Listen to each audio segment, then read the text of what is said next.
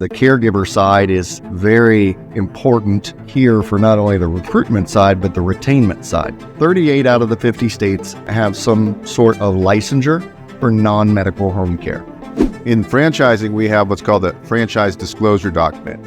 So by law, if you were interested in this franchise, right, Clay would have to send it to you for 14 days.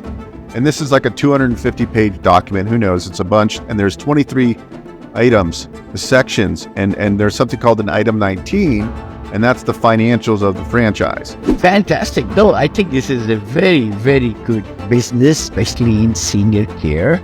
I have a very special space in my mind and heart for the next 30 years. Hopefully I live that long, to make a big impact in the living standards and delighting the seniors, my fellow seniors.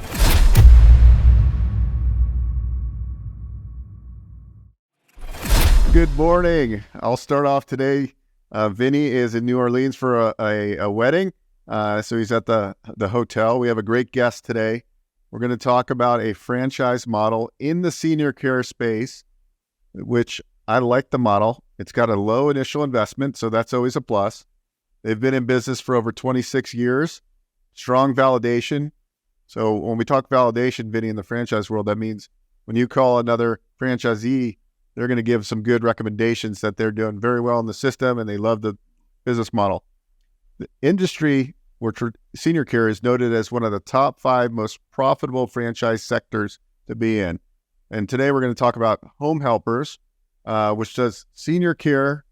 They do home care service, medical alert, medication management, telehealth, so many services within the senior care. They also help in the nutrition in the diet sector, and they have a proven business model, over 300 units. I think they're about 320 units, territories. They've got some great open markets still, so they're not completely sold out. So anybody that's listening to this conversation and you're interested in the senior sector, we're gonna dive in all about that today. And today we have a special guest. His name is Clay. He's the area vice president in franchise development for Home Helpers. So welcome to the show, Clay. Good morning or good afternoon for the East Coast. I appreciate you getting me onto the show, Bo and Vinny. It's great to see you. It's a pleasure. It's a pleasure, Clay. Silver tsunami, we were just discussing how it's sweeping the nation, washing, like you said. Yeah, I like that word, and it's going to be huge for 30, 40, 50 years as we are 10,000 baby boomers turning 65 and 4,000, in the bigger category, maybe 75 years of age and more. So we are very excited to have you on the show. Yeah. Thank you again. And I mean, with what you're doing, Vinny, and what you've built, over the years and helping people be able to age in place, even if it's the assisted, living or the group home into there, it's awesome just to be able to help people live independently as much as possible. And that's what I've done here at Home Helpers for over 10 years here as well, is helped a number of individuals grow businesses to help tens of thousands of individuals age in place in their own home for as long as they possibly can. Beautiful. That is so special, so very down deep in the heart, because, home health is so important. If you're able to stay at home independently and with your friends and family nearby, I mean, that's a ideal situation. Totally. So share with us, how does it work then? It's a more like a personnel business, is that right? To be able to give those services, trainings, come to my mind, all those stuff. Yeah. Yes, and it's actually been deemed now as the fastest growing sector of healthcare is non-medical home care. And we've done this almost 27 years now and have over 320 franchises across the country, which actually makes us one of the largest and most tenured home care franchises in the country. Whereas we're in the infancy stages of senior care now with over 4 million turning 65 this year alone. Well, we've been doing this almost 27 years. So helping people, mainly seniors, to age in their own home with a caregiver that comes in and helps them with activities of daily living like cooking, light housekeeping, running errands, changing, bathing, grooming, physically touching the client. Anything that they can do to age in place is helping individuals on average live 6 years longer than going into, a nursing home or something of that nature where, and not what you do, Vinny. You're getting those nice group homes and things that they can still live independently, but those nursing homes to where people lose hope and they've lost everything there. I mean, it's just we're trying to help them age in place much longer. So is most of your clientele then private pay? It is, that's really the low-hanging fruit. I mean, this is a quarter to a third of the cost of a nursing home. It's a preferred choice. And it's not only just their monies that we look at, it's also the adult children that are saying, I want mom to age in place as long as possible. But then we know that we can tap into other pay sources like private insurance, long-term care insurance, veterans benefits, and even Medicaid in certain areas. And you heard me say private insurance, and you're probably thinking, well, that doesn't really work with a senior. Well, it's because we've never put senior in our name. So we can actually open this up to new mothers, recuperative care clients, people with lifelong illnesses that may be a post-op or, had a motorcycle wreck or, someone that really needs that care at home that's not 65. They may have private insurance as well. So let's talk about being a franchisee, because many of the people on our show want to own businesses. And so let's talk about the revenue streams of this business model.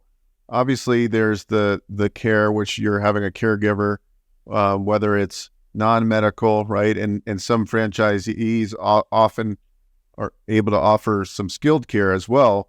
So that's a revenue stream, right? And so what happens? What are the multiple revenue streams of the business model? So, for example, if somebody gets to the point where they're no longer able to stay at home, does your franchise model make referrals to assisted living facilities at some point? And is there fees there? I mean, can you kind of talk through the business model? Just because I was telling Vinny, look, Vinny, instead of having to own real estate, I think this model is spectacular. I think the one concern I would have trying to explain it to Vinny would be the care, right? So talk about those components, how you're going to attract and retain the best caregivers, and then the business model with the revenue streams that are possible, just to give Vinny an idea in that capacity. Yeah, the clients are no issue. I mean, like to Vinny's point and everything else, the 10,000 a day turning 65, more and more individuals wish to be able to age in place. We work, how we scale the business is, one, being that we don't have the senior in the name, we can open up 25, 30% more referral sources in a community. But what we help new owners with as part of the onboarding is we're extracting out names, numbers, addresses, emails for over 40 different types of referral sources, like hospital dischargers, OBGYNs, rehab centers, mental health facilities, elder law attorneys. And that's where being a 27-year-old company that's got the brand power and image, we're getting into those hospitals, onto those rotations. That's how you're going to scale the business over a long period of time, where 80+% of the other companies that do this, the independents, the regionals, they're just sitting behind the website and waiting for clients to come to them. We're getting onto those discharge lists. Now, the other side that you had mentioned there, Bo, is, of course, who's going to help them. And the caregiver side is very important here for not only the recruitment side, but the retainment side. And that's where we've been able to really get this fine-tuned into first who we look for that's going to be able to take care of the clients. Because most of the time, these individuals can be part-time. They're looking for 4 hours a day, 7 days a week. They're stay-at-home moms, elderly themselves, nursing students, empty nesters that really have that compassion to be able to help individuals in their home. And we still pay at a premium because we're going to market at a premium. since this is a quarter to a third of the cost of a nursing home. So this is where we consistently grow year after year. We've grown our revenues double digits every year, actually 10.4% system-wide growth every single year for the past 10 years in a row. And that's the infancy stages. We're going to see, decades of growth after this. It's because the clientele keeps growing, and we're seeing the caregiver employment side continue to be able to grow as well. So it's all parallel to each other. So Clay, then how about the training aspect of it? That's what I think, to delight and make sure that these caregivers are giving the best possible care and also adhering to the laws of the state and the city and everything. So how would you say, do you have to have a person who's managing these personnel who has a license? Like, for example, Arizona, I'm heading there next week to look at some facilities and all for my business. And so share with us, and do you have manuals that you provide in your franchise? Take us there. Yeah. And it's one to where 38 out of the 50 states have some sort of licensure for non-medical home care. But guess what? Arizona has no licensure for non-medical home care. So that is a state, and Phoenix specifically is a state that we've geo-targeted here to have so much success in, because we only have one owner in that area, but it's a market that you can get up and running very quickly because there's not a lengthy licensure period. But to answer your question on the caregiver, everything's under the umbrella from the owner. The owner, if say they are in a state that has licensure, is getting the non-medical home care license for that state, and we're helping them get that through our onboarding, which the team is helping them get the applications, everything in to get that license. They have a full suite of insurance that is protecting the owner, their business, the client, and the caregiver. So all the caregivers are licensed and bonded underneath that umbrella. And we have continued curriculum and training through Care Academy that's helping those caregivers not only get onboarded, they get their background checks done, they're licensed and bonded, but they also are getting continually educated on the owner's or the client's ailment to taking on additional positions. All of that is going to be within the home helpers offering. Very good. So Vinny, Vinny, I don't think you've bought a franchise yet, other than a hotel, but No. yeah, you have some flagged hotels. But anyway, so Well, the ones I built in Florida, Clay, I have 48 team members just for 94 unit multifamily assisted living and memory care that I've built, several of them now. I have 48 on the payroll. So it's a huge, that's a millions of dollars of payroll. So that's why I'm thinking in this franchise, do you suggest like 5 personnel first? Or what's the minimum? What's the break-even point, I guess, is the word. Well, the minimum can be just one person to start out the business. Our model is meant to be ran lean on the executive side. So an owner, especially in an area like Arizona that has no licensure or no mandates for, who needs to be on staff executive-wise, the owner will wear the hat of office management, HR, and marketing. Now, they're going to hire the caregivers that are going to be the ones that go out and provide the actual care to the client, which will be W-2s, because the easy way to know that one is who's dictating their schedule. Are you or are they? Well, since we are, but the majority of them are going to be part-time.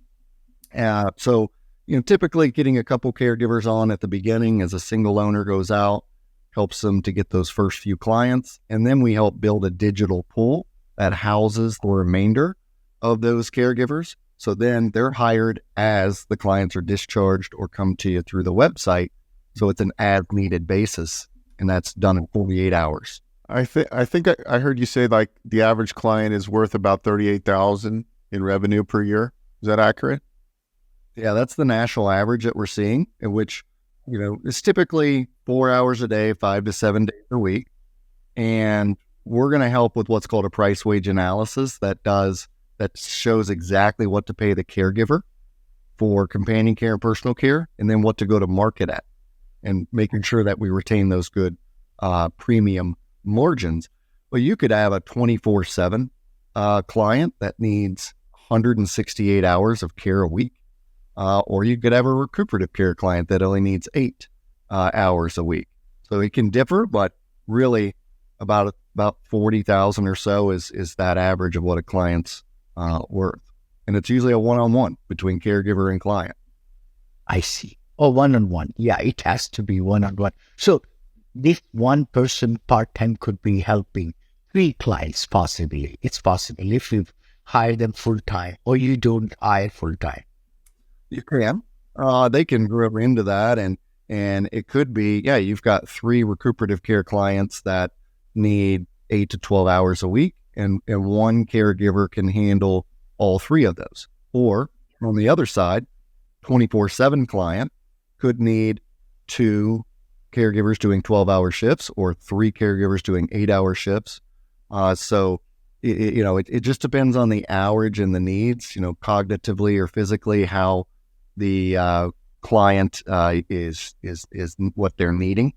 And if it's dementia, if it's Alzheimer's, if it's MS, if it's just a broken hip, there's always going to be things that are needed differently in every home. And Vinny, on a franchise, just like when you're doing a securities offering to buy a big multifamily, and we do, you gotta set up the fund structure and do a private placement memorandum. In franchising, we have what's called a franchise disclosure document. So by law, like if you were interested in this franchise, right, Clay would have to send it to you for 14 days. And this is like a 250-page document. Who knows? It's a bunch. And there's 23 items, sections. And there's something called an item 19, and that's the financials of the franchise. And so certain those things that are disclosed there can be talked about. But if it's not, you have to do a little bit of investigation and really talk to other franchise owners. But there's some numbers that I think Clay can talk about that are disclosed that I think you would find interesting, like the medium franchise owner, what kind of revenue. I don't know if there's some kind of high levels you could talk about, Clay, that Clay? Yeah. That will help our audience too, I think. Yeah, absolutely. And it's in that FDD or franchise disclosure document, I take every candidate through that on a Zoom. We walk through it because it's kind of like getting a mortgage document. You're going to be like, whoa, look at this 300 pages. But, that's the intellectual property, the nuts and bolts, the black and white of the business. But those first 23 items, the item 19 is called the financial performance representations. And it really tells how an organization does overall. And so we have a number of different numbers within there that kind of tell how average owners do, top 50, top office, first few years, latter years. But our average owner in our system does over 1.5 million. Our top 50 do well over 3.5 million. Our top office does over 20 million. And like I mentioned earlier, with that 10.4%, we've grown double digits on average system-wide revenue every year for the past 10 years, and that's only going to continue. And this is a very high margin industry. So I know sometimes with hotels or restaurants or others, you have a lot of overhead. There's no brick and mortar location with this. You can run it from home. There's no equipment. There's no product. So really, it's your employee is the main overhead. So we typically keep high margins, 15, 20% is what we like to be able to have come back to owners as part of our margin focused business model. So and also when you look back at like item 7, which is the estimated initial investment, it's not pocket change by any means, but then again, it's not the exorbitant cost of a gym or a restaurant. 120,000 altogether is the investment all in. And so to be able to see something that hovers right above 100,000 that you can grow into an extremely large business that has so much growth, there's not too many industries or brands that really give you that opportunity to do so. Sure. And in the 100,000 or 120,000 franchise fees there and everything, but then you set up the whole business for the franchisor. Is that right? What I always say is that it's collaborative. So we're building out the localized marketing. We're building out the websites. We take care of the accounting for the first year. We take care of the call center. We're doing all of the onboarding and training. We just need that owner to implement everything locally. So it's a collaborative partnership together that we're building it out. We just need them to really follow the system to be successful. I see. And then ongoing basis, what percentage do the owners give to your company then? It's like a model, right? It's a franchise model, just like any kind of thing. So what percentage goes Royalties. back? You're talking about call them royalties.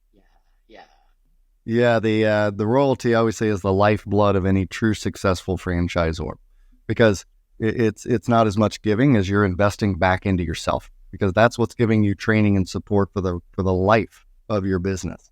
And ours is very low in the sense that it's from 6% down to 3%. The more that you do in gross sales revenue, the less percentage that you would pay. It's an incentivized structure.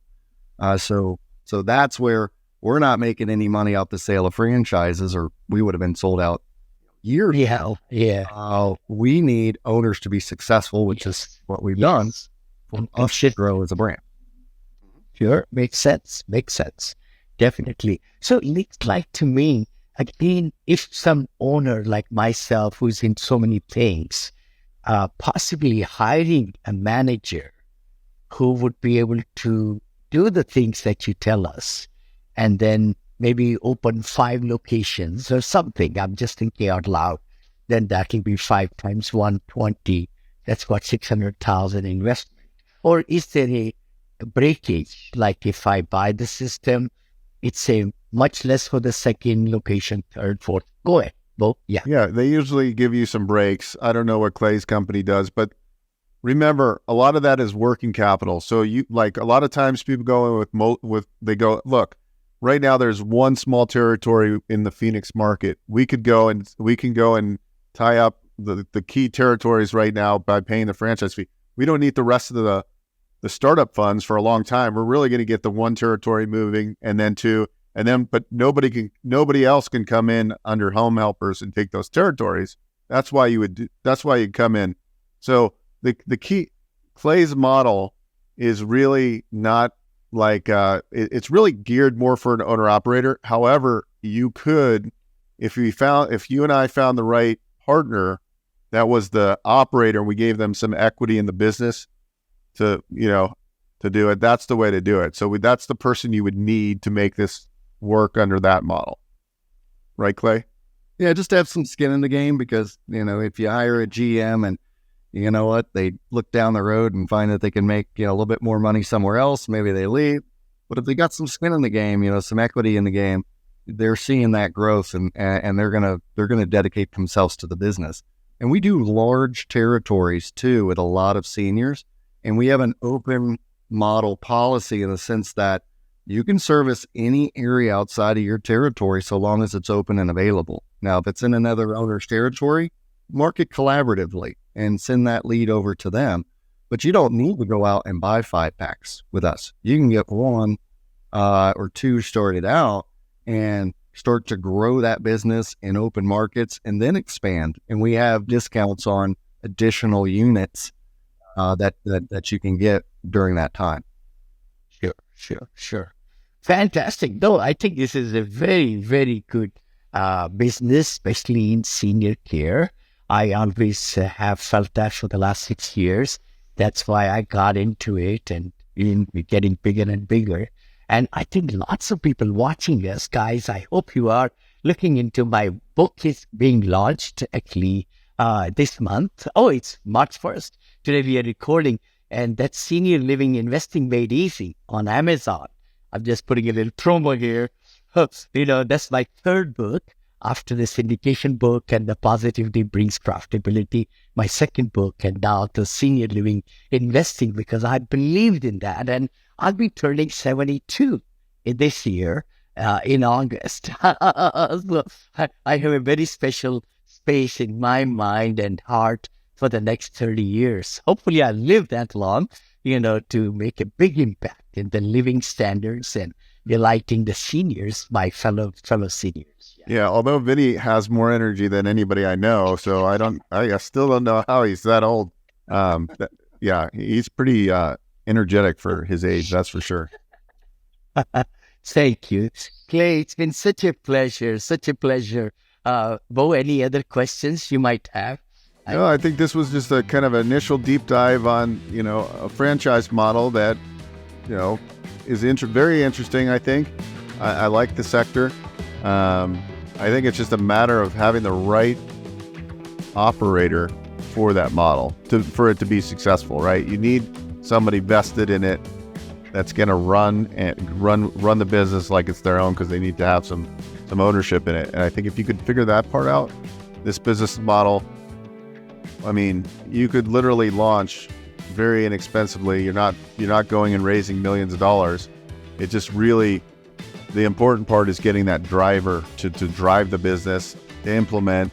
But I think there's so much opportunity in this space. That's what's exciting about it. Sure. So, Sure. Alrighty, looks like my family's waiting downstairs. I just got the text. Thank you so much, Clay. For such a pleasure meeting you, and we'll meet again. And both, thank you for arranging today's interview. You bet. Yeah. All right. Thank you, brother. Thanks, Clay. Clay, stay on. I'll talk to you about tomorrow too. Thanks, Vinny. Hey guys, Bo Eckstein here. If you enjoyed what you saw, please subscribe to this channel. We talk all things financing. I've been in the lending industry for over 20 years, and I'm happy to answer your questions and provide great content.